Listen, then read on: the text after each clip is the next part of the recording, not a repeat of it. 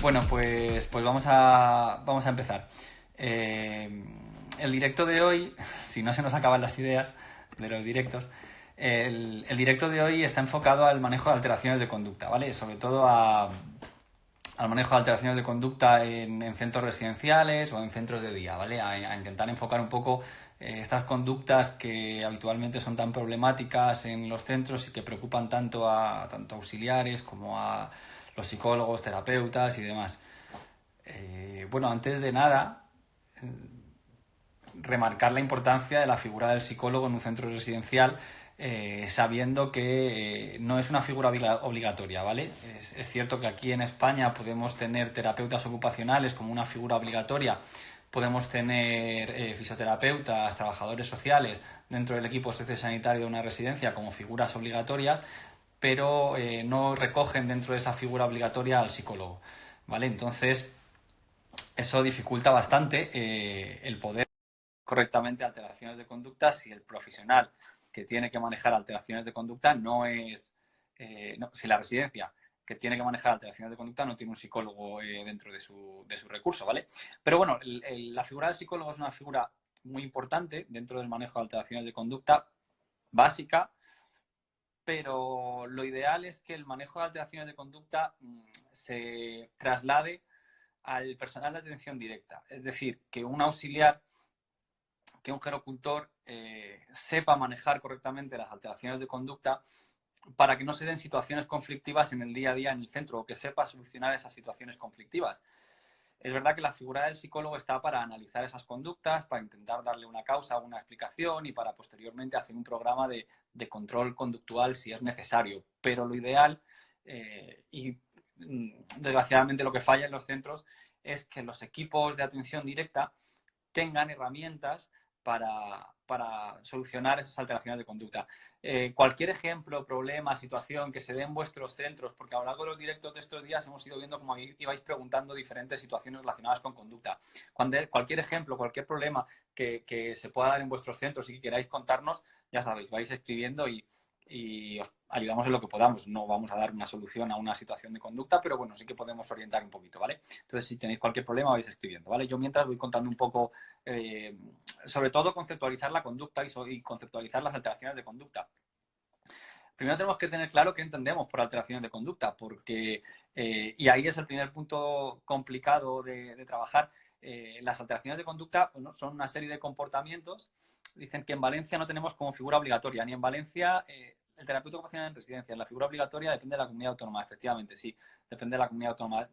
No es frecuente la del psicólogo, depende de Castilla y León, por ejemplo, me parece, si alguien hay de Castilla y León me parece que sí que es obligatoria la del psicólogo, depende de la comunidad autónoma, pero la del psicólogo, por norma general, no es obligatoria.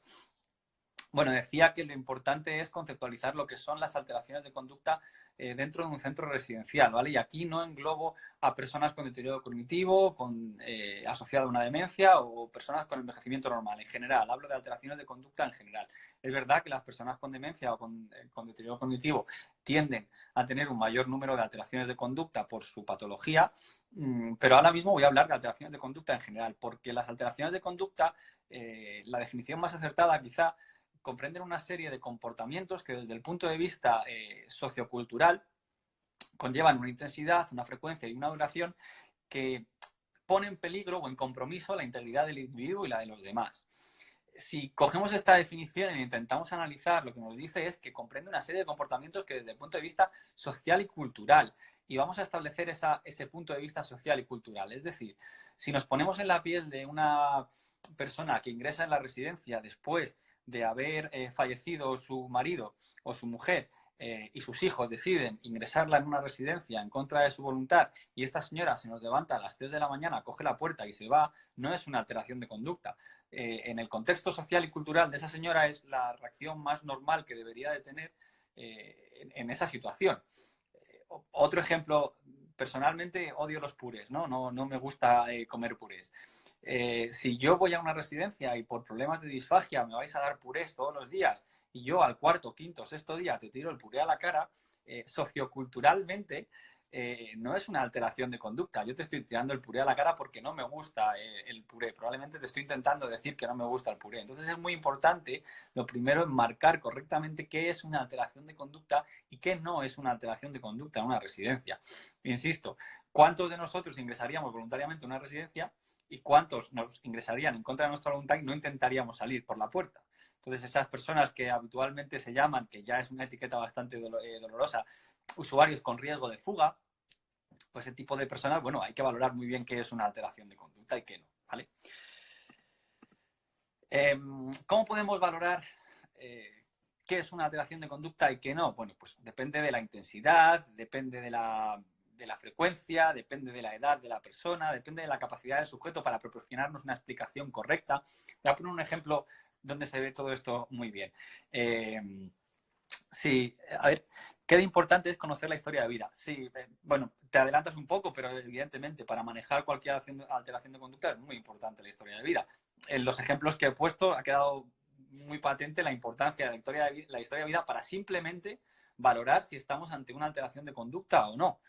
O sea, que imagínate para intervenir en ella.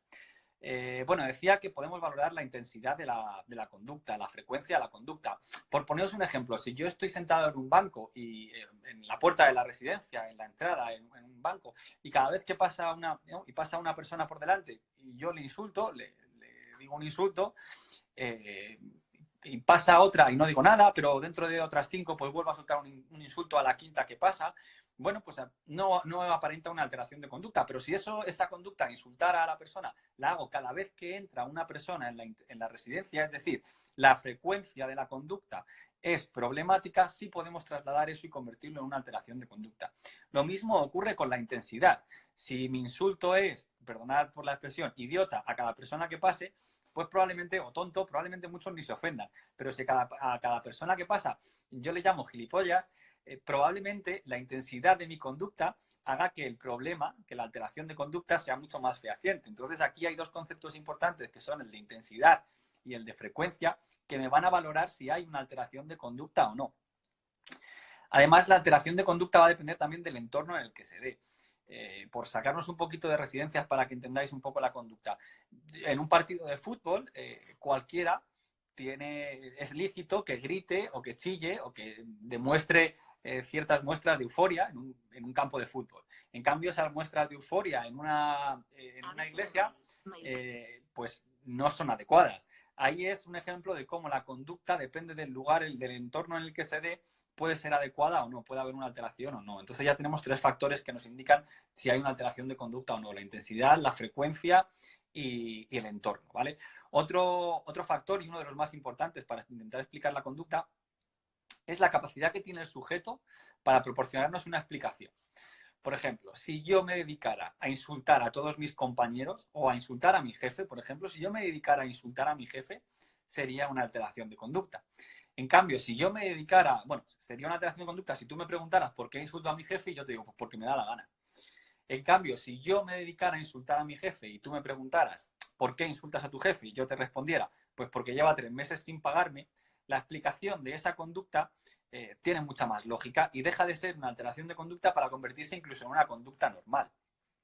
¿Vale? Entonces, hay diferentes factores, como decíamos, la intensidad, la frecuencia, el entorno y la explicación que le dé la persona para valorar si una conducta es una alteración de conducta o no es una alteración de conducta como tal, ¿vale? Y de ahí deriva un poco la teoría triárquica de la conducta, que es la teoría que ahora mismo más ayuda a explicar las alteraciones de conducta en personas, porque vamos a valorar las alteraciones de conducta a través de un modelo centrado en la persona, ¿vale? Los modelos que explican la conducta única y exclusivamente a través de su origen orgánico, como pueden ser modelos que nos dicen que la persona es agresiva por el mero hecho de tener una lesión neurológica, esos modelos que son unos modelos neurocognitivos, bueno, pues hay diferentes corrientes que los defienden y que trabajan con ellos y son lícitos, son reales, pero es verdad que, bueno, ya que nos conocéis que nuestro enfoque se basa mucho más en el humanismo, en modelos más humanistas. Y la explicación triárquica de la conducta es una explicación que se utiliza en la atención centrada en la persona para valorar qué es lo que la persona hace, dónde lo hace, el lugar en el que lo hace y cómo se interpreta y el significado de esa conducta. Y esas 3 variables, lo que la persona hace, el lugar en el que lo hace y cómo se interpreta esa conducta, es lo que nos va a identificar una alteración de conducta, ¿vale? Luego ya, esta es la aplicación de la conducta, pero ahora vamos a intentar intervenir en ella. Y intervenir en ella es un proceso largo y que se planifica. Es decir, muchas veces como psicólogos o como terapeutas nos pretenden que solucionemos un problema de alteración de conducta de un momento a otro. Oye, que fulanito está agresivo, ven y le echas un ojo. La conducta se trabaja y las alteraciones de conducta se trabajan. Es muy difícil, aunque hay estrategias y técnicas, es muy difícil llegar en un momento puntual e intentar solucionar una conducta que probablemente tenga un origen en algún factor del entorno o en algún factor de psicología social que haya desencadenado esa conducta y que no hemos podido trabajar con anterioridad. De ahí lo importante de dar herramientas a los profesionales de atención directa que sí que estaban cuando se originó esa conducta problemática, porque así podrán solucionar la conducta sin tener que requerir del psicólogo o del terapeuta para intentar hacerlo, ¿vale? Pregunta Carmen, ¿podemos considerar las alteraciones de... Hoy se ha librado, Carmen. ¿Podemos considerar las alteraciones de conducta como una respuesta adaptativa al medio? La conducta, no las alteraciones de conducta, la conducta es siempre adaptativa al medio, ¿vale? Siempre es una respuesta que pretende ser adaptativa al medio. Otra cosa es que lo consiga. Hay conductas que no son adaptativas porque se ve que no es una conducta que me ayude a adaptarme al medio, pero yo la emito con intención de adaptarme al medio. Es decir, una conducta de agresividad. Imaginaos que yo estoy en una residencia y hay algo que me ha molestado de mi compañero de mesa y yo tengo una conducta agresiva. Mi intención es adaptarme al entorno, a esa agresividad que yo puedo denotar en mi compañero o a esa conducta que mi compañero ha hecho que a mí me ha disgustado. Yo voy a pretender adaptarme al medio. Otra cosa es que lo consiga o no. De hecho, se utiliza muchas veces en terminología de conductas desadaptativas, porque son conductas con las que el usuario que la emite intenta adaptarse al entorno, pero no lo consigue. Y de hecho es común el oír hablar de conductas desadaptativas, ¿vale? Porque por mucho que el usuario intenta adaptarse al entorno con esa conducta en el entorno sociocultural en el que está no es adaptativa, ¿vale? Os quería poner un ejemplo de cómo, es una metáfora muy chula de cómo hay que intervenir o cómo se deben intervenir en las alteraciones de conducta. Y siempre bajo un prisma multidisciplinar. Es decir, lo que os decía, no me sirve de nada avisar al psicólogo si el resto del equipo no es capaz de conocer el motivo de la conducta e intentar trabajarlo. Es un pequeño cuento, una anécdota, una metáfora muy, muy sencilla, pero bueno, se explica como si a un grupo de científicos como si a un grupo de científicos les metieran en una habitación oscura con luces apagadas y tuvieran que averiguar qué hay dentro de la habitación, ¿no? El primer científico entra, abre la puerta, toca algo, es grueso, es duro, lo abraza y sale diciendo que hay un árbol. El segundo científico entra, toca algo, es alargado, es muy alargado, es un poco rugoso y sale diciendo que hay una cuerda. Y el tercer científico pues entra en la misma sala, toca, también ve algo alargado, pero que tiene en la punta algo más grande y dice que hay una serpiente. Bueno, pues si los tres científicos se hubieran puesto de acuerdo, lo que se habrían dado cuenta es que lo que hay es un elefante. Uno había tocado la pata, otro la trompa y otro la cola del elefante. Bueno, pues es una metáfora de cómo la intervención multidisciplinar es la única intervención que puede solucionar alteraciones de conducta. Yo puedo ser el mejor psicólogo del mundo e intervenir de manera aguda en una persona que está agresiva, pero si el auxiliar no ha sido, no es consciente de qué ha hecho para que esa persona esté agresiva, esa agresividad se va a repetir. Entonces yo puedo intervenir actualmente, pero dentro de una semana voy a volver a tener otra conducta agresiva. Entonces al final lo que estoy haciendo es apagar fuegos más que intervenir en la conducta, ¿vale? Entonces la intervención multidisciplinar es muy importante. Preguntan por aquí, Paula insinúa. Personas que muestran oposición siempre al levantarse y presentan alteraciones de conducta siempre cuando la acompañas al baño. Vale. Las separo en dos. Oposición siempre al levantarse por las mañanas, ¿vale? Insisto, hay que intentar analizar el por qué. Todas las conductas tienen una causa y un motivo. Lo que pasa es que no somos capaces muchas veces de averiguar cuál es la causa y el motivo de la conducta, ¿vale? Ejemplos del por qué. Se levanta demasiado, le estás levantando demasiado pronto y no quiere levantarse a esas horas, le estás levantando demasiado tarde. Voy a decir un ejemplo que quizás os puede hacer recapacitar un poco. Los que trabajamos en residencias sabemos de la importancia de la hidratación durante el día en personas mayores por factores asociados a la deshidratación, ¿vale? La deshidratación puede provocar alteraciones de conducta. Vale, al levantarse de la silla en el centro. Bueno, cuento esto y ahora atiendo la pregunta. Decía que la deshidratación puede provocar alteraciones de conducta. Estamos todo el día, durante el día, dándoles hidratación para que no haya deshidratación. Y por la noche les acostamos a las 7, 8 de la tarde, les levantamos a las 8 y no hay hidratación durante toda la noche. Es normal que se levanten por la mañana y tengan alteraciones de conducta porque no han tenido 12 horas prácticamente sin hidratación. Entonces es muy útil para reducir alteraciones de conducta a primera hora de la mañana, hidratarles y darles un poco de agua antes de levantarse, ¿vale? Me decía Paula que era al levantarse de la silla en el centro o en casa. Lo que te decía, tienes que intentar saber el motivo. El motivo a lo mejor es que no le apetece levantarse de la silla, que muchas veces los motivos son muy obvios. Tienes que ver si la persona que le acompaña al baño es la persona idónea, si él siendo hombre quiere que le acompañe una mujer, si es el momento adecuado de llevarle al baño. Si se puede hacer un programa de reeducación de esfínteres en el que él genere una rutina de ir al baño y no sea algo improvisado. Si tú me levantas para llevarme al baño cuando estoy viendo mi programa de televisión favorito, probablemente reaccione de manera, bueno, agresiva o conflictiva. Si tú me levantas cuando estoy en la siesta, reaccione de manera conflictiva. Si lo que haces es despertarme de la siesta y automáticamente llevarme al baño, ya te digo yo que a mí me puedes provocar una alteración de conducta porque yo necesito un periodo de despertar después de la siesta o después por la mañana. Aquí lo importante es conocer a la persona. No va a haber una solución única para todas las personas. Si no eres capaz de conocer a la persona, no vas a ser capaz de solucionar esa alteración de conducta.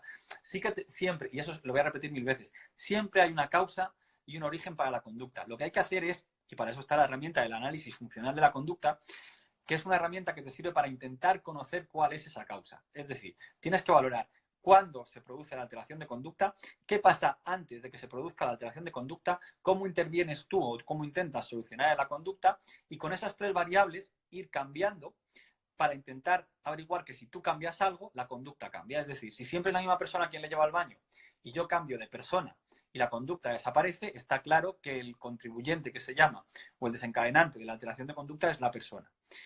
Por eso te decía que el análisis de conducta es un análisis largo. No me vale en un día para solucionar una conducta saber el motivo. Tengo que intentar averiguar a lo largo de varios días cuál es el motivo que ha hecho que esa conducta se dé. Puede ser por reforzamiento. Hay conductas que se dan por llamada de atención, por reforzamiento positivo, por reforzamiento negativo. Yo puedo no querer levantarme al baño porque le quiero montar el pollo para que me hagan más caso. Siempre hay un motivo de la conducta, pero es difícil valorar cuál es la causa sin conocer los casos. Lo importante es intentar siempre hacer este análisis funcional de la conducta. ¿Cómo harías para que el equipo gerocultor mantenga tus pautas para el manejo de conductas disruptivas? A veces me ha ocurrido que las ponen en práctica, funcionan y dejan de usarlas a veces. Mira, una manera es obligar al equipo gerocultor a que las registre.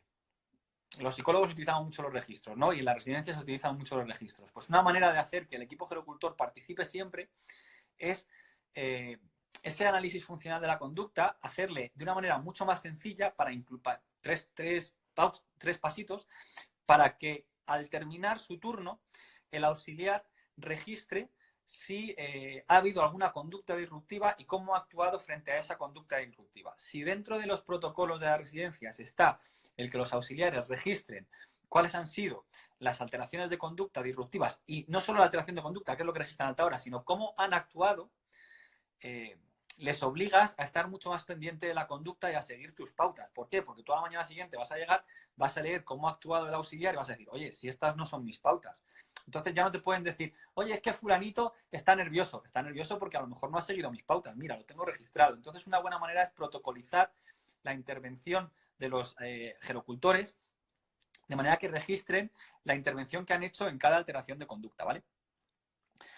Muchas veces no les anticipamos que vamos a ir al baño, sino que se les quita de la tarea que están haciendo y se les lleva arrastrando la silla de ruedas hacia atrás y levantándoles. Eso es lo que hablaba de la anticipación, ¿vale? Y del periodo de... Y ya no solo la anticipación, sino el periodo de reacción. Hablamos de usuarios que tienen bradifrenia o bradisiquia, es decir, un proceso cognitivo un poquito más enlentecido, y a lo mejor lo que nosotros asumimos de que vamos a ir al cuarto de baño son medio segundo en nuestro cerebro, y en su cerebro necesitan poquito más, 30, 40, 50 segundos para asumir ese concepto de vamos a ir al baño, suponiendo que no haya alteraciones del lenguaje y nos haya comprendido correctamente, que va a ir al baño, luego además necesita otros 50 segundos para dar la respuesta que quiere a la hora de ir al baño. Entonces hay que tener en cuenta también esos procesos cognitivos de bradifrenia, bradisiquia, para alargar los tiempos de espera y de respuesta que los usuarios van a dar, ¿vale? Dices que ellos son conscientes de que funcionan tus pautas. Lo sé. Y de hecho agradecen mucho las pautas. Lo que hay que hacer es protocolizar ese registro de pautas, ¿vale? Somos conscientes, nos preguntan por aquí, ¿somos conscientes de que la mayoría de las conductas son reactivas a nuestros cuidados? Deberíamos, porque la mayoría de las conductas son reactivas a nuestros cuidados. Y además, la mayoría de las conductas son escalables. O bien a nuestros cuidados o bien al entorno, ¿vale? Yo diferenciaría entre conductas reactivas al cuidado y reactivas al entorno. En el entorno también, el entorno social, nuestro propio comportamiento con el usuario forma parte de ese entorno. Pero es verdad que casi un 90% de las conductas son reactivas a los cuidados o reactivas al entorno. Generalmente las alteraciones de conducta en un centro residencial se dan por la mañana a la hora de levantar, por no estar de acuerdo, permitiendo la expresión los usuarios con la manera en la que hacemos las actividades de la vida diaria o no querer ellos hacer las actividades de la vida diaria de esa manera, durante la alimentación, durante las comidas y durante la acostada. Son los 3 puntos de mayor nivel de alteración de conducta en un centro y son 3 puntos donde la relación gerocultor usuario o persona está mucho más en contacto, ¿vale? Dices que hicisteis los registros, pero aún así falla. Bueno, mucho machaque al personal. Ya te digo que los registros a mí me funciona muy bien. Es verdad que si el equipo multidisciplinar es más grande y no se basa solo en psicólogo, o tenéis un equipo de terapeutas ocupacionales o varios psicólogos, el que los terapeutas ocupacionales acudan a las actividades de la vida diaria todos los días a supervisar, no a supervisar a los auxiliares ni a los gerocultores, cuidado, a supervisar qué manejo de alteración de conducta hacen los auxiliares y los gerocultores, favorece que esas conductas se generalicen. Pero es verdad que si ya tenéis problemas, yo los registros me han funcionado muy bien, ¿vale? Carmen dice, respecto a esto, registros de conductas en la habitación para que todo el mundo que entre en su habitación lo sepa. Sí, siempre y cuando esté protegido por la ley de protección de datos y no esté a la vista, ¿vale? Esos registros de conducta. Pero es muy importante que todo el mundo que entre en la habitación sepa cómo manejar conductualmente a una persona, ¿vale? Bueno, sigo. Me había quedado con la explicación multidisciplinar que dábamos a la conducta, ¿vale? Esa explicación de la importancia de que todo un equipo sea el que analice la conducta. ¿Qué pasa si no hay un equipo detrás de ese análisis de conducta? Lo que pasa ahora mismo en las residencias, que termina el marrón en el psicólogo y no es capaz de llevar todo el peso, o el marrón en el médico y como no es capaz de llevar todo el peso, es mucho más fácil dar un psicofármaco antes que realmente hacer un análisis conductual, ¿vale? Para ver lo que ocurre detrás de esa conducta. A ver, que voy leyendo. Vale, en ese análisis de conducta que os estaba contando, no hay más preguntas, en ese análisis de conducta que os estaba contando, es muy importante que se tengan en cuenta 2 factores, que son lo que ocurre antes de la conducta. Esto los psicólogos habitualmente lo tienen muy integrado, pero es verdad que otros profesionales no tanto. Es muy importante conocer lo que ocurre antes de la conducta y lo que ocurre después de la conducta. Lo que ocurre antes de la conducta van a ser precursores y contribuyentes, es decir, por poner un ejemplo, va a ser como cuando queremos encender un fuego. La conducta es un fuego. Imaginaos que la conducta agresiva es el fuego. Cuando queremos encender un fuego, tenemos que tener un mechero y leña, por ejemplo. Y la chispa que dé el mechero para crear el fuego.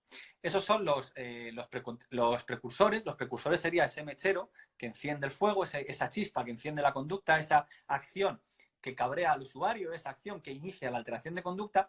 Los contribuyentes serían la leña, sería eso que echamos al fuego para que el fuego se avive. Esas cosas que hacemos generalmente mal, y lo que hacen es que la conducta se vaya encendiendo y vaya escalando y sea más complicada de manejar.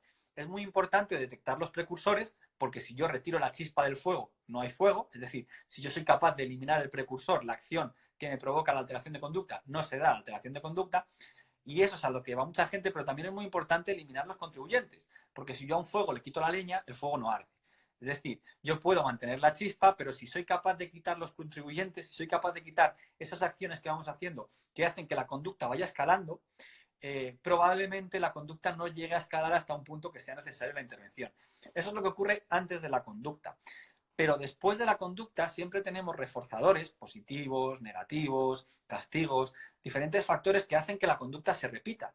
Si yo soy capaz de descubrir cuáles son los reforzadores y variarlos, lo que haré será que esa conducta no se repita. Un ejemplo, mira, un ejemplo de todo esto puede ser, imaginaos un usuario que no le gusta levantarse pronto, ¿vale? Y que además siempre levanta la misma auxiliar. Cuando ese auxiliar va a levantarle a las 8 de la mañana, el usuario tiene una reacción de agresividad. El precursor en este caso es el levantarle a las 8 de la mañana. ¿Por qué? Porque no le gusta y es lo que enciende la chispa. Pero además hay un contribuyente y es que ese auxiliar le cae fatal. Ese auxiliar le cae como el culo. Si yo cambio al auxiliar, probablemente el usuario se cabree al levantarle a las 8 de la mañana, pero no se va a cabrear tanto como si le levanta al auxiliar que le cae mal. En este caso, el auxiliar sería un contribuyente y el levantarle a las 8 de la mañana sería el precursor. Yo puedo mantener el precursor, levantarle a las 8 de la mañana, pero ver si variando el contribuyente la conducta no es tan agresiva y se va reduciendo, ¿vale? Entonces hay que hacer variabilidades, hay que variar los contribuyentes para intentar que esa conducta no se dé. En cuanto al reforzamiento, tenemos de dos tipos, reforzamiento positivo y reforzamiento negativo. Y esto lo voy a explicar con una conducta que es muy frecuente en las residencias, que son las llamadas de atención. Hay gente que piensa que las llamadas de atención son por reforzamiento positivo, es decir, a mí lo que me apetece es que vengas a hacerme caso. Yo saco algo a cambio y es que me hagas caso y eso es positivo porque me siento reforzado. Eso es un reforzamiento positivo que haría que la conducta se repitiera. Pero tener en cuenta que también existen reforzamientos negativos, que es cuando a mí me quitas algo malo. Yo estoy solo en una residencia, estoy aislado, estoy aburrido, tengo ansiedad, me encuentro mal y tú vienes. Al tú venir, me estás quitando una sensación de soledad. En ese caso, es un reforzamiento negativo. Y es muy importante diferenciar cuándo se trabaja con un reforzamiento positivo y cuándo se trabaja con un reforzamiento negativo, porque la manera de trabajar y de variar la conducta es diferente tanto en uno como en otro, ¿vale? Voy a seguir leyendo preguntas. Me pregunta Carmen que hable de conducta y sujeciones, ¿vale? En cuanto a las conductas y las sujeciones, son incompatibles. Es decir, la sujeción... A ver, es que es totalmente incompatible el utilizar una sujeción para manejar una alteración de conducta. Bien aguda, bien crónica. Quiero decir, si yo me levanto para deambular, pues porque libero ansiedad deambulando y tú me sujetas, lo que vas a hacer va a ser incrementar mi ansiedad y por lo tanto incrementar mis alteraciones de conducta. Si yo me quiero marchar del centro y tú me sujetas, lo que vas a hacer va a ser incrementar mi situación de agresividad. Si sea lo que sea, si yo me quiero levantar por la noche porque me quiero levantar, porque no tengo que tener ningún motivo, simplemente me quiero levantar, mi cuerpo me pide levantarme y tú me pones una barandilla que me impide levantarme, cuando vengas a cambiar el pañal, a lo mejor probablemente esté agresivo. Es totalmente incompatible las alteraciones de conducta y las sujeciones. No podemos pretender, y esto nos ha pasado a muchos que hemos trabajado en centros con sujeciones, la frustración que notamos cuando intentamos manejar una alteración de conducta que sabemos que es inútil nuestra intervención porque luego le van a poner una sujeción y va a seguir con esa alteración de conducta. Entonces, es totalmente incompatible trabajar con sujeciones y hacer un buen manejo de alteraciones de conducta porque sabemos que la propia sujeción va a generar una alteración de conducta. De hecho, ya hay estudios que vinculan el uso de sujeciones con un incremento de las alteraciones de conducta en los centros, ¿vale? Entornos controlados ayudan a evitar o disminuir esa escalada de sujeciones. Entornos controlados, que es lo ideal, ayudan a disminuir enormemente la escalada de las sujeciones, la escalada de las conductas, perdón. De hecho, es lo ideal. De hecho, es lo que hay pocas residencias que sean centros libres de sujeciones químicas. En España solo hay una o dos que son de la compañía de Sanitas, por cierto, no hago publicidad, pero son de Sanitas. Pero bueno, las residencias que intentan tener un manejo de sujeciones químicas moderado, lo que hacen es controlar al usuario a través del entorno, con entornos tan estimulantes que disminuyan la escalada de alteraciones de conducta, con entornos que sean liberadores, con entornos que no me limiten. Si yo estoy en una sala donde tengo a un montón de usuarios gritando, donde tengo... es oscura. Bueno, algo más, mira, voy a poner un ejemplo mucho más concreto en cuanto a los entornos. La hora de irse a la cama. La hora de irse a la cama, que debería de ser una hora pausada, tranquila, calmada, porque me voy a iniciar una actividad que es muy relajante, como es acostarme, es una hora de mucha actividad en las residencias. El entorno no es nada favorecedor a la hora de irse a la cama en las residencias. Tengo auxiliares o agricultores subiendo y bajando, moviéndose muy rápido, gritando, dedicándome poco tiempo. Tengo una luz muy potente que viene desde el techo, además una luz blanca vertical que aumenta las alteraciones de conducta. Se genera mucho ruido. El entorno es tan poco favorecedor a irme a la cama que luego no pretendas que me meta en la cama y me duerma, porque tú ya me has activado, tú has hecho con el entorno que yo me active. Entonces, el entorno es verdad que si el entorno es suficientemente favorecedor, en este caso relajante, pero en otras veces el entorno tiene que ser más estimulante. Si yo estoy en una sala donde lo único que puedo hacer es ver la televisión, es mucho más probable que tenga alteraciones de conducta, incluso la apatía, que es una alteración de conducta, que si yo estoy en una sala donde puedo hacer cosas. Entonces, si el entorno a veces me calma, a veces me activa, favorece el manejo de alteraciones de conducta, ¿vale? Preguntan por ahí, ¿podrías comentar algo de alteraciones de conducta en el domicilio? A ver, las alteraciones de conducta en el domicilio son un poquito más complicadas por el hecho de que, a ver, no es un entorno que controles, pero sí que es un entorno muy favorecedor. Es decir, si tú eres capaz de, a través del entorno que tiene en el domicilio, controlar esa alteración de conducta, tienes un gran aliado, porque es un entorno mucho más significativo que el entorno de un centro residencial. Es decir, si yo en un centro residencial, cuando damos charlas o formaciones en un centro residencial, lo que decimos es, oye, utiliza fotos para personalizar el centro, porque disminuye las alteraciones de conducta, tú en un domicilio ya tienes un entorno tan rico que es muy sencillo, no muy sencillo, pero es más sencillo disminuir alteraciones de conducta. De hecho, los centros residenciales lo que están intentando es personalizar tanto el entorno para que se parezca a un domicilio para disminuir alteraciones de conducta. Otra cosa es que los familiares no sepan manejar alteraciones de conducta. Los familiares no deben saber manejar alteraciones de conducta porque no son profesionales. Los profesionales somos nosotros que tenemos que trasladarle cómo manejar alteraciones de conducta. Lo que pasa es que nosotros, los profesionales, siempre manejaremos alteraciones de conducta. Bueno, siempre no, pero casi siempre manejaremos alteraciones de conducta mejor que los familiares porque no hay un vínculo emocional con el usuario.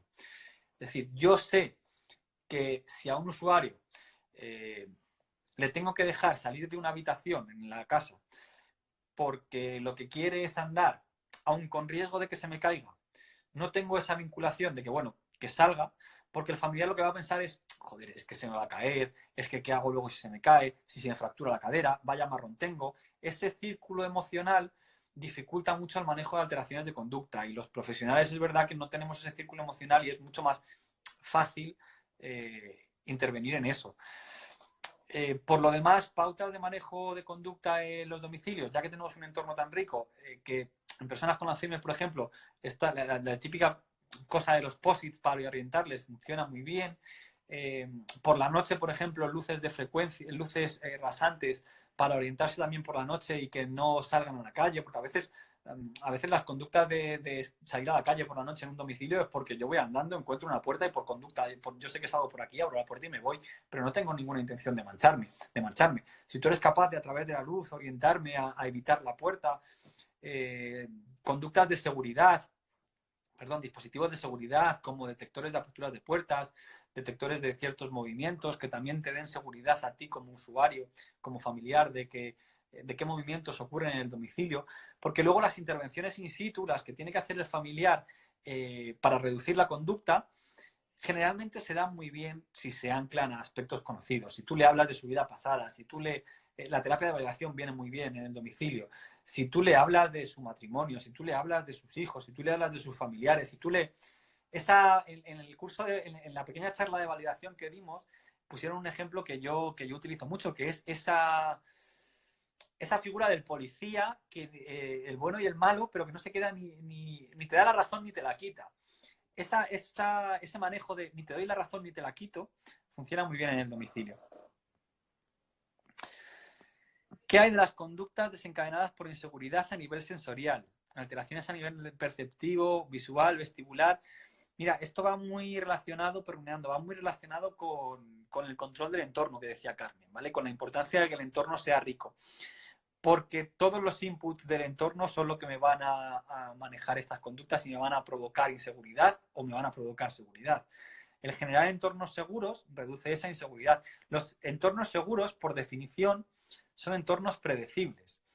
Entonces, muchas veces podemos predecir lo que va a ocurrir de manera sensorial. Me explico. Si yo estoy sentado, me voy a un domicilio. Si yo estoy sentado en el sofá y tú me vas a venir a decir que es la hora de comer, yo tengo un deterioro cognitivo, no sé qué hora es, no sé si es la hora de comer, de cenar, de merendar, solo sé que tú vienes a cogerme y me vas a interrumpir tú dices que para comer, pero me vas a interrumpir. probablemente yo reaccione de una manera a lo mejor agresiva o aireada. Si tú sensorialmente me predices eso, probablemente reaccione de manera menos agresiva. Es decir, si tú me sacas ya previamente la comida, me la pones en la mesa, yo he escuchado el ruido de cómo se está poniendo la mesa, soy capaz de oler la comida, me estoy yendo a aspectos sensoriales, escuchar el ruido de los cubiertos, oler la comida. Cuando tú me molestes y me digas, oye, tenemos que ir a comer, yo ya sabía que iba a ir a comer porque he escuchado el ruido del tenedor al poner la mesa y he olido la comida. Ese entorno predecible que tú estás creando me está dando seguridad para yo no tener tanto miedo a la hora de levantarme y decir, oye, ¿a dónde voy? Este dice que voy a comer, pero vete tú a saber a dónde voy, ¿vale? Entonces, si el entorno, este ejemplo es muy bueno para valorar que si el entorno es capaz de darme seguridad, siendo un predictor de lo que viene a continuación, va a reducir considerablemente las alteraciones de conducta por inseguridad o por lo menos va a facilitar que esas alteraciones de conducta por inseguridad se den, ¿vale? Nos hablan por aquí, a ver, sigo. Persona con daño cerebral por traumatismo con usuario en silla de ruedas, no autopropulsada. Su ansiedad se manifiesta pidiendo que lo lleven al baño. Se lleva pero no hace nada. Si no lo llevas, grita. Fíjate, para mí es una de las situaciones más complicadas y te la encuentras con mucha frecuencia. Esta gente que te dice que quiere ir al baño pero no hace nada en el baño. A ver, insisto, el análisis de conducta es un análisis de conducta a largo plazo. Hay que ver si hay algún reforzamiento en esa conducta. Hay que ver si tú le llevas, si lo que estás haciendo es reforzarle positivamente o negativamente, por mucho manejo conductual que tú hagas, lo que estás haciendo es reforzar que te lo pida. Yo sé que es complicado a una persona que te está pidiendo ir al baño constantemente, no llevarle al baño. A ver, no es no llevarle al baño, es organizar un programa de control de esfínteres que gestione esa demanda. No que gestione el ir al baño o no, sino que gestione la demanda. Es decir, yo te llevo al baño, haces tu micción. Venga, vale, perfecto. Y a partir de ahí me lo vas pidiendo varias veces y cuando yo te voy llevando me doy cuenta de que no haces. Lo que hay que hacer es un registro en el que hagamos consciente al usuario de que no ha hecho nada. Es decir, te cojo la primera vez, te llevo al baño, miccionas, tú mismo, el usuario, pones un tic en un sitio donde ponga que has ido al baño, que has hecho, que has miccionado en el cuarto de baño. Segunda vez, me lo pides, no haces nada, tú mismo pones una cruz en una situación en la que tú pones que no has hecho nada. Me lo vuelves a pedir, te vuelvo a llevar, no has hecho nada, una cruz. Me lo vuelves a pedir, te vuelvo a llevar, no has hecho nada, una cruz. Haces consciente al usuario de que hay un registro en el que muchas veces te ha pedido ir al baño y él no ha hecho nada. A partir de ahí vas disminuyendo el número de veces que le vas llevando cuando él te lo pida. Es decir, si antes te lo pedía 5 veces y le llevabas las 5, ahora de 5 veces le llevas 3 y continúas con el registro. Y le haces visible ese registro cada día. Así a largo plazo, una semana, 2 semanas. De 3 le llevas 2 y le enseñas ese registro. Le haces ver que ese registro, que las veces que ha ido al baño no ha hecho nada. Eso a largo plazo y progresivamente, lo que es un control, un manejo de control de esfínteres, pero no del esfínter como tal, sino asociado a la conducta de demanda, puede servir como estrategia. Estos son diferentes estrategias de manejo de alteraciones de conducta. La que te doy puede servir, puede que no. Habría que conocer al usuario y sobre todo valorar si el llevarle al baño es un reforzador de la conducta, porque como sea un reforzador de la conducta, lo que está claro es que tienes que dejar de llevarle de alguna manera, pero no puedes dejar de llevarle de manera brusca porque entonces vas a provocar mucha ansiedad. Vale, a ver, ¿qué más? Pregunta Carmen, hay que generar entornos seguros, pero a la vez facilitadores, ¿vale? Lo de los cubiertos, tocar los cubiertos también ayuda, ¿cierto? Ayudar a anticipar lo que viene ahora, por lo que decía, con las comidas, ¿vale? Pero muy importante, que es donde me he quedado, en conocer los precursores y los contribuyentes de la conducta y conocer los reforzadores. Y si la persona no es consciente que ha marcado el que no ha ido, y si la persona no es consciente que ha marcado el que no ha ido, para eso se lo tienes que enseñar. Funciona, para hacer esa conciencia generalmente se hace que firme al usuario, ¿vale? He pedido ir al baño. Una cruz si no he hecho micción. Una cruz. ¿Me lo firmas tú? Lo firma. ¿Vale? Hay que ver el procesamiento cognitivo que tiene el usuario. Es verdad que yo no conozco la situación cognitiva del usuario, si es capaz de firmar, si es capaz de reconocer la firma, si es capaz de notar que ha hecho micción o que no lo ha hecho, que en ese caso ya estaríamos hablando de un programa de control de esfínteres fisiológico y no conductual. hay muchas variables en este caso. Si a lo mejor tú le llevas al baño y él no es consciente de que no hace. Ahí el programa de control de esfínteres no es tanto conductual, sino fisiológico, ¿vale? Él tiene que darse cuenta de que no hace. Hay muchas variables, pero esas variables es lo que tú tienes que tener controlado. Precursores, contribuyentes, reforzadores, ¿vale? Para eso se hace ese análisis de conducta. Sí que, a ver, como resumen, tienes que saber qué hace y por qué lo hace, ¿vale? Yo sé que es difícil, sé que hay que trabajarlo, pero tienes que saber el por qué lo hace y el qué hace, ¿vale? Y es verdad que contado así es complicado, es muy complicado, ¿vale? Pero generalmente esos tipos de casos funcionan con programas de control de esfínteres, bien de control de la conducta o bien de control fisiológico, ¿vale? También pone Carmen que es importante conocer que no haya una infección. Entiendo que eso suele ser lo primero que se mira, que no haya una infección pulmonar, que no haya infección respiratoria, que no haya ninguna situación de estado confusional agudo, diferentes factores que pueden incrementar esa sensación, ¿vale? Bueno, a ver por dónde me he quedado. Quería hablar de cuáles son las alteraciones de conducta como tal, de qué tipo de alteraciones de conducta como tal hay, porque hay veces que nos vamos solo a la agresividad y no nos damos cuenta de que hay otras muchas alteraciones de conducta. De hecho, las alteraciones de conducta en personas con demencia, en este caso, están clasificadas, se pueden denominar, las podéis buscar, se llaman síntomas psicológicos y conductuales de la demencia, SPCD, y están clasificadas además en 4 apartados: alteraciones del humor, alteraciones de la actividad motora, alteraciones de la percepción, alteraciones vegetativas. Dentro de las alteraciones del humor, fijaos, está la depresión, la ansiedad, la apatía. La apatía es una de las más jodidas de tratar y además una de las más demandadas de tratar por la familia. La habilidad emocional, que son esos cambios de humor, la agitación, la agresión, la euforia. Dentro de las alteraciones de la percepción están las alucinaciones, los delirios, que habitualmente se conocen como alteraciones del pensamiento, pero es verdad que dentro de los SPCD, para englobarlos, se han metido dentro de las alteraciones de la percepción, pero realmente son alteraciones del pensamiento. Dentro de la actividad motora está también la caticia, esa movilidad constante, inquietud, el vagabundeo. Y de las vegetativas, alteraciones de sueño, alteraciones de la conducta sexual, ¿vale? Todo este tipo de conductas son alteraciones de conducta y están clasificadas como SPCD, síntomas psicológicos y conductuales de la conducta. La más frecuente de todas, la agitación.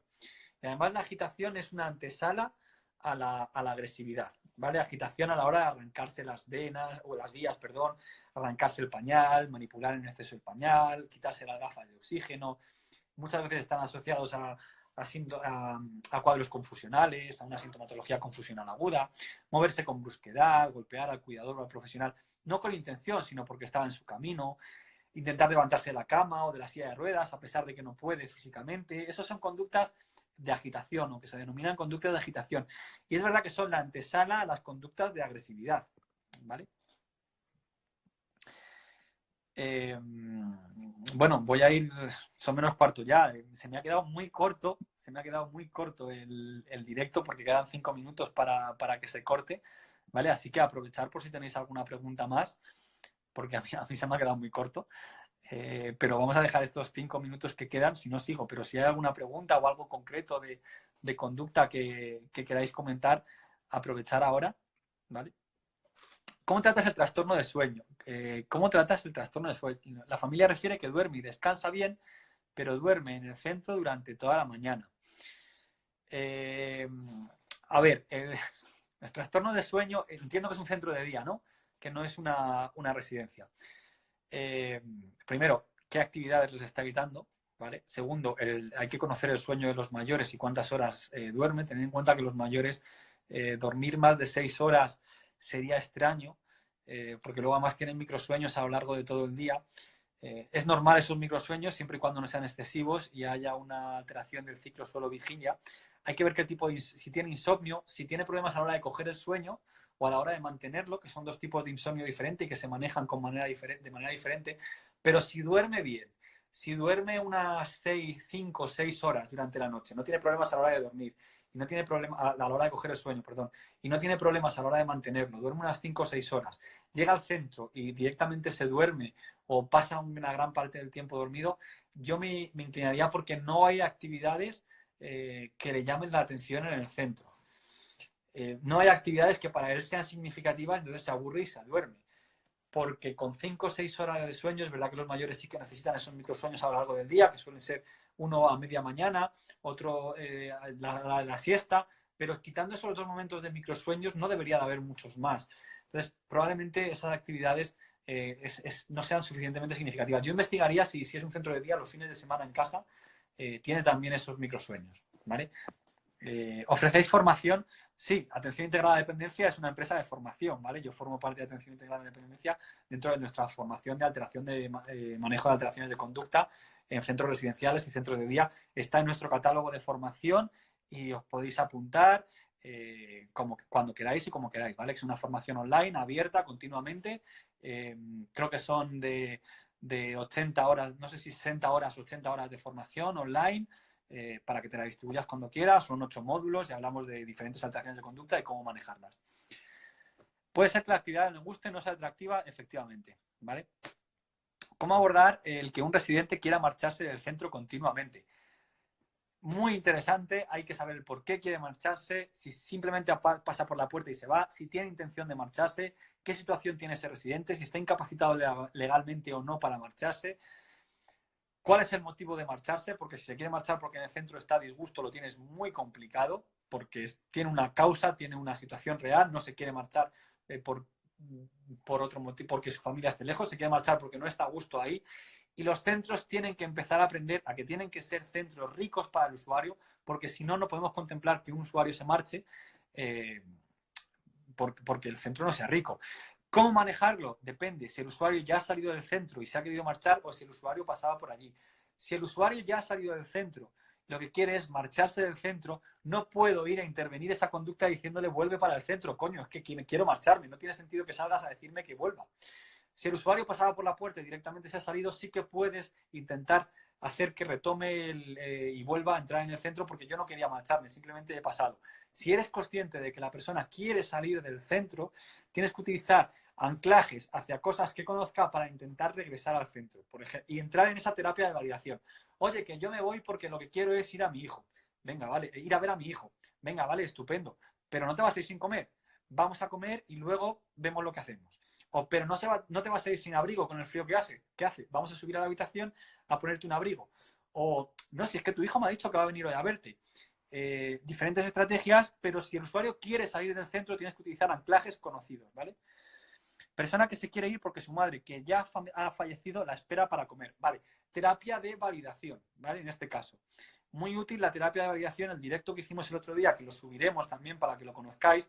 En este tipo de casos en el que la madre se quiere ir, la persona se quiere ir porque tiene que ir a dar de comer a su madre, la terapia de validación implica no darle la razón, pero tampoco quitársela.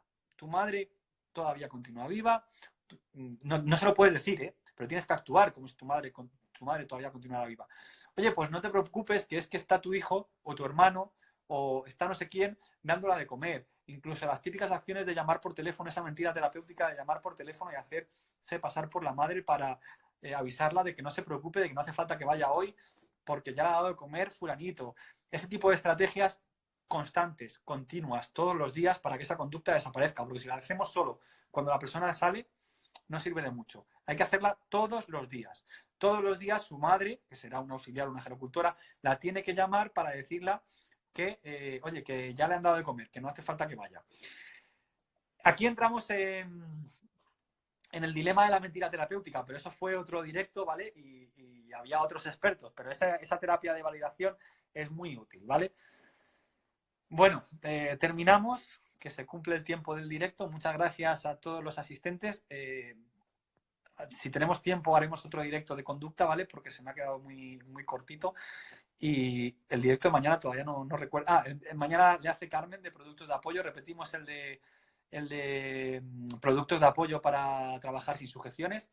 Intentaremos repetir el de conducta, ¿vale? Y lo dicho, vamos a ir subiendo todos los directos. Ya hemos subido, el primero que subimos ya fue el de dispositivos de tecnología para el domicilio y vamos a ir subiendo todos los directos a la web, ¿vale? A nuestras redes sociales. Muchas gracias. Se ha hecho cortísimo, la conducta da para mucho. Espero que os haya gustado y nos vemos en el próximo directo, ¿vale? Gracias a todos.